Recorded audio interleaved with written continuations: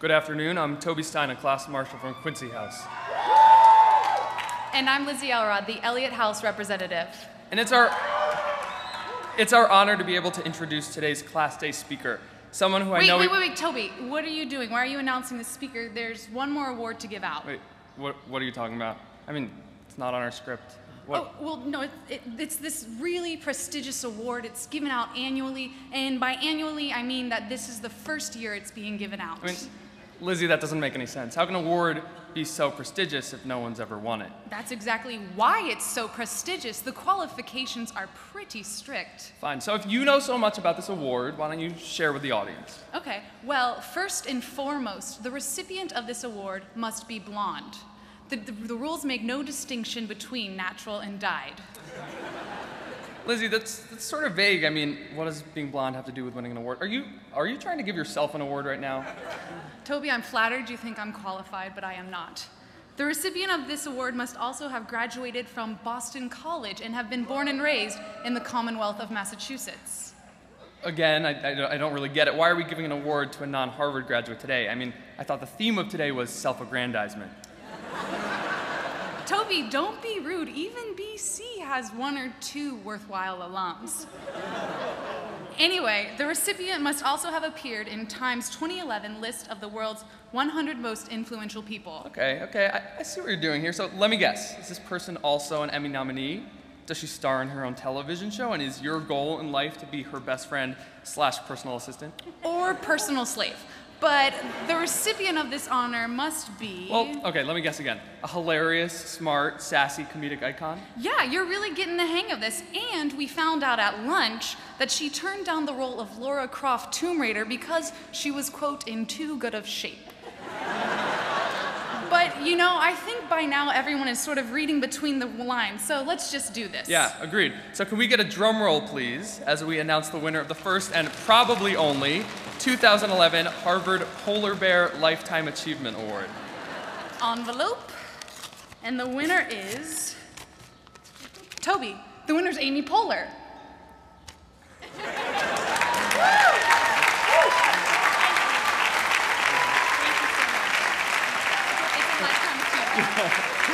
Amy, we're so excited to have you with us today, and we're really glad that your parents could make it. From Parks and Recreation to Saturday Night Live, and from Baby Mama to Wet Hot American Summer, which is a personal favorite of mine.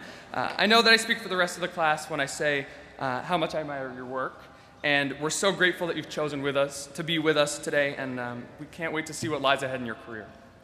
Thank you very much.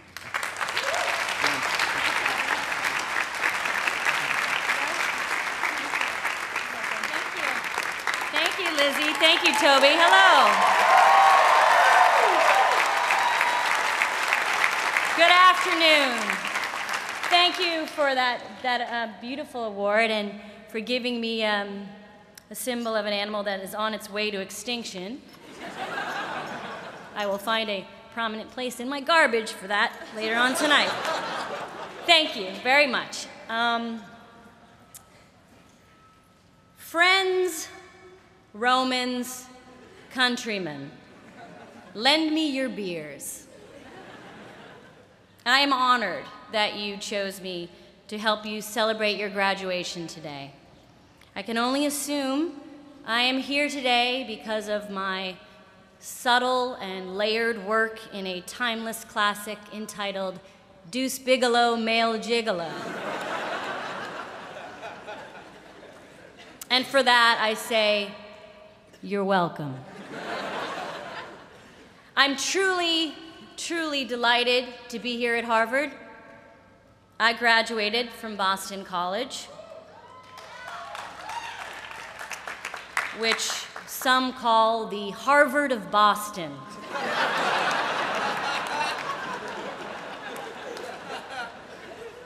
But we all know that Harvard is the Harvard of Harvard. And you can quote me on that. I have to admit, I'm very surprised to be here because, like so many of you, I was pretty convinced the rapture was going to happen. Show of hands, how many of you woke up on Sunday and thought, you're kidding me? I sold all of my belongings. I told my boss to shove it, and we're still here. I understand how you feel. I am so mad at heaven right now. So I tried to write today's speech the way I wrote everything in college. Stayed up all night, typing on a Canon word processor while listening to Sir Mix-a-Lot. To be fair, first I took a nap, I ate a large pretzel, I cried a little bit, and then I went to see that movie Fast 5. And I'm here to tell you, life is like a heist that requires good drivers, an explosives expert, a hot girl who doubles as a master of disguise. And this is a hard and fast rule. If The Rock shows up, they're on to you. But the class of 2011 did not invite me here to tell jokes. They invited me here to talk about the recent tensions between oil traders and regulators of the Commodity Futures Trading Commission. I'm sure we all read the New York Times this morning, which posited that there may be a complex scheme that relied on the close relationships between physical oil prices and the prices of financial futures, which, of course, as we all know, moves in parallel. Hilarious. What do I know about Harvard? I know it is the oldest American university. I know it provides the ultimate experience in higher learning. And, according to the movies, I know it is filled with people who get rich by either inventing things or suing the people who claim they stole their invention. Let me be clear. I believe everything I see in movies. And if you remember anything I say today, remember this. Every single thing you see in movies is real. So, what do the fine students of 2011 need to hear from me? If I wanted to give you advice as a Bostonian, I would remind you that just because you're wicked smart, it doesn't mean you're better than me.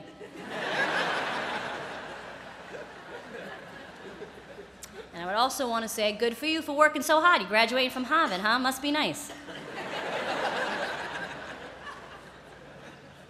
If I wanted to give you advice as a New Yorker, I'd tell you, excuse me, ma'am, could you move, please?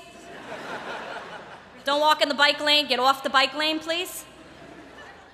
And I would also like to take a moment to inform you, as a New Yorker, and as my cab driver did recently, that Bloomberg pretends to take the subway, but we all know that's a bunch of baloney. And if I wanted to give you advice as an actor, I would tell you this. Don't do it.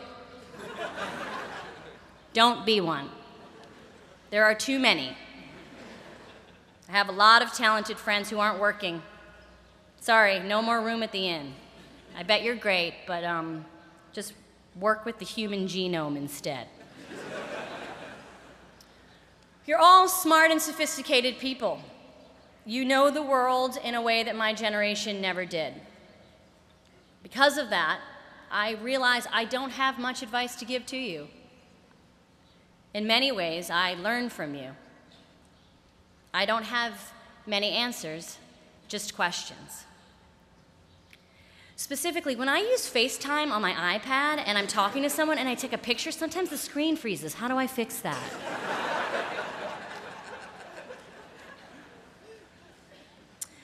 All I can tell you today is what I've learned, what I have discovered as a person in this world. And that is this. You can't do it alone. As you navigate through the rest of your life, be open to collaboration. Other people and other people's ideas are often better than your own. Find a group of people who challenge and inspire you. Spend a lot of time with them, and it will change your life. No one is here today because they did it on their own. Okay, maybe Josh, but He's just a straight up weirdo. You're all here today because someone gave you strength, helped you, held you in the palm of their hand. God, Allah, Buddha, Gaga, whomever you pray to. They have helped you get here. And that should make you feel less alone and less scared. Because it has been a scary 10 years. You were young children when you watched planes hit the World Trade Center. You quickly understood what it was like to feel out of control.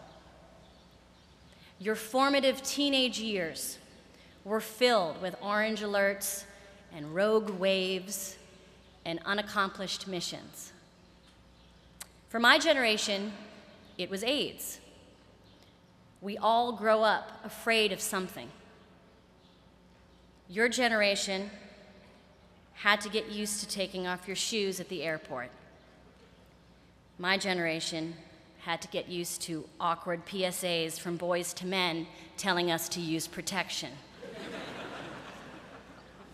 But during those tough times, we realized how wonderful it felt to be part of a group. But more about me. I moved to Chicago in the early 1990s and I studied improvisation there. I learned some rules that I try to apply still today. Listen, say yes, live in the moment, make sure you play with people who have your back, make big choices early and often. And don't start a scene where two people are talking about jumping out of a plane. Start the scene having already jumped. If you're scared, look into your partner's eyes. You will feel better. This advice has come in handy, and it would often be something I would think about when I would perform on Saturday Night Live. Live television can be very nerve-wracking, and I remember one time being nervous, looking into the eyes of the host and feeling better. I should point out I was wearing a chicken suit at the time. The host was Donald Trump. He was wearing a bigger, more elaborate chicken suit. I looked into his eyes. I saw that he looked really stupid, and I instantly felt better. See how that works? I should point out that that sketch was written by a Harvard graduate, and also a graduate from Northwestern, but who cares about that, am I right? I cannot stress enough that the answer to a lot of your life's questions is often in someone else's face. Try putting your iPhones down every once in a while and look at people's faces. People's faces will tell you amazing things, like if they are angry or nauseous or asleep. I have been lucky to be a part of great ensembles. My work with the Upright Citizens Brigade led me to my work on Saturday Night Live. And when I graduated from that comedy college, I was worried about what came next. Then Parks and Recreation came along, a show I'm proud of, where I get to work with people I love. You never know what is around the corner unless you peek. Hold someone's hand while you do it. You will feel less scared. You can't do this alone. Besides, it's much more fun to succeed and fail with other people. You can blame them when things go wrong. Take your risks now. As you grow older, you become more fearful and less flexible. And I mean that literally. I hurt my knee on the treadmill this week, and it wasn't even on.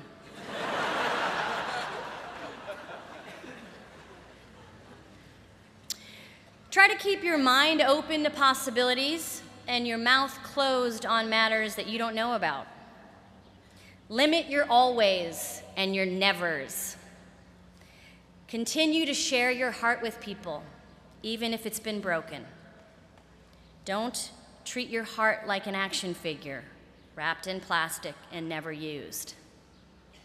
And don't try to give me that nerd argument that your heart is a Batman with a limited edition silver batarang, and therefore if it stays in its original packing, it increases in value. Watch it, Harvard, you're not better than me.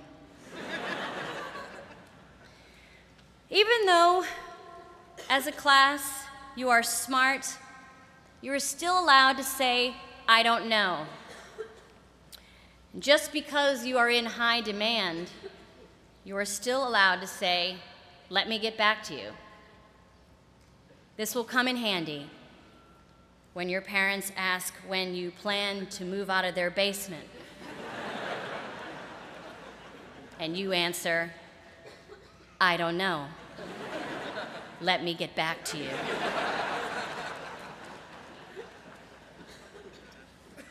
Which leads me to my final thought. Would it kill you to be nicer to your parents?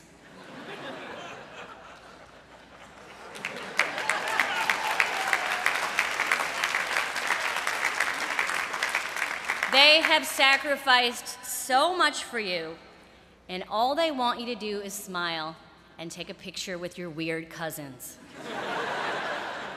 Do that for them. And with less eye rolling, please. And so, class of 2011, it is time to leave. Oprah has spoken.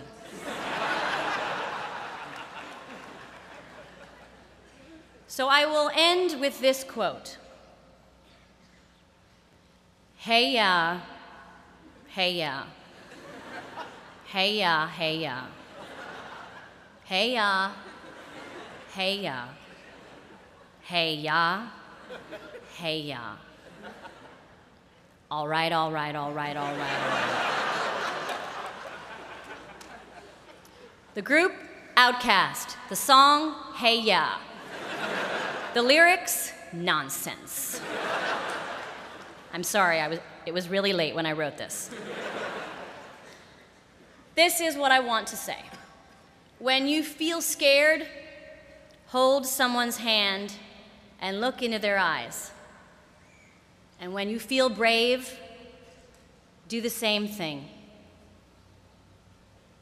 You are all here because you are smart and you are brave.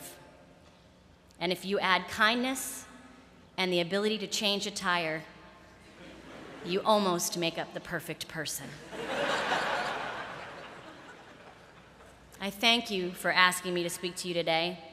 As you head out into the world, I wish you love and light, joy, and much laughter.